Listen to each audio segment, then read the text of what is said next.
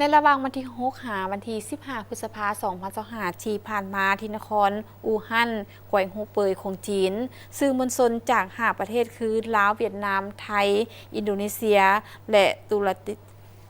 สำเร็จการเข้าร่วมกิจกรรมภายใต้หัวข้อเที่ยวชมประเทศจีนซอกฮู้อู่ฮั่นก้าวสู่ความทันสมัยร่วมกันซึ่งได้จัดขึ้นโดยศูนย์อาซีแอฟริกาของวิทยุโทรภาพศูนย์กลางจีนหรือ CMG และคณะโฆษณาอบรมนครอู่ฮั่นสาธารณรัฐประชาชนจีน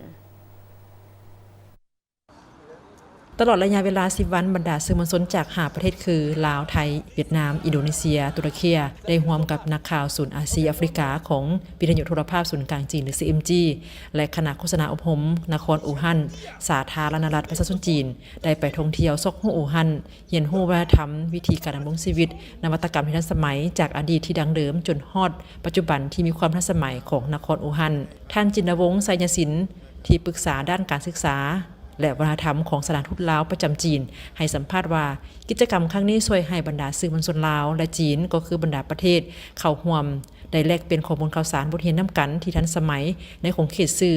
ร่วมกันเพื่อเป็นการสร้างพื้นฐานให้มีความเข้มแข็งให้แก่การส่งเสริมการพัวพันร่วมมือระหว่าง2ประเทศลาวจีนให้แน่นแฟ้นยิ่งขึ้นก่อนอื่นเนาะข้าพเจ้าก็รู้สึก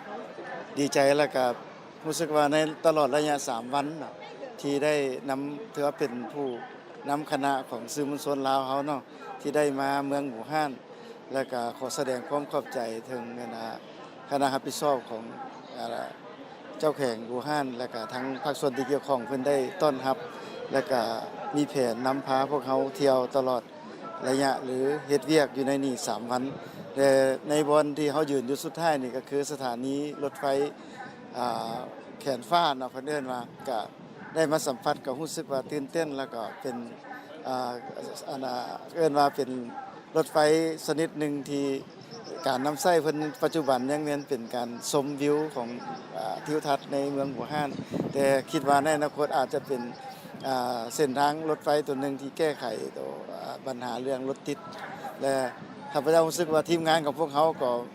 มี5-6คนก็เฮ็ดเวียกอยู่นี่ก็ถือว่า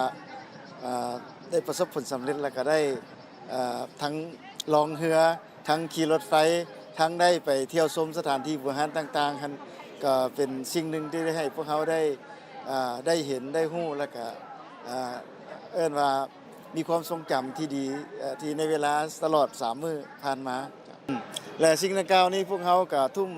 เอิ้นว่าทุ่มเรือเทแหงเฮ็ดเวียกในครั้งนี้ใน3วันนี้ก็เพื่อว่าเป็นสิ่งหนึ่งที่พวกเขาเป็นการโฆษณาแลกเปลี่ยนเนาะระหว่างวัฒนธรรมเนาะของบ่เฉพาะแต่วัฒนธรรมเนาะทั้งสิ่งที่ทันสมัยวิทยาศาสตร์แล้วก็ชีวิตการเป็นอยู่ของประชาชนอู่ฮั่นแล้วก็ได้เอา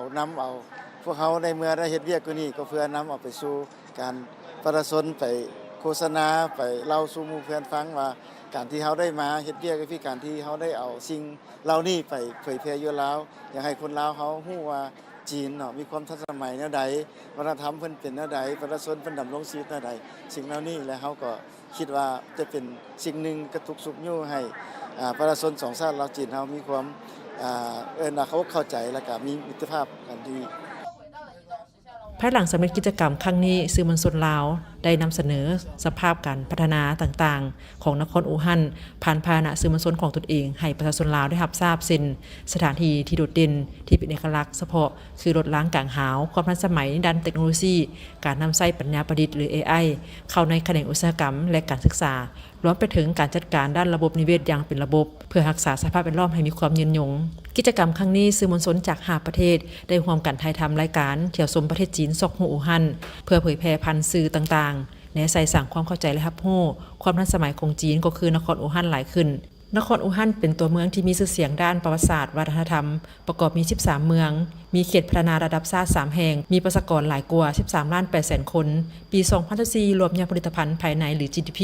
ของนครอู่ฮั่นบรรลุ 2,110 ตื้อหยวน623 ล้านหยวนเพิ่มขึ้น 5.2 ส่วนห้อยเมื่อเทียบใส่ปี2023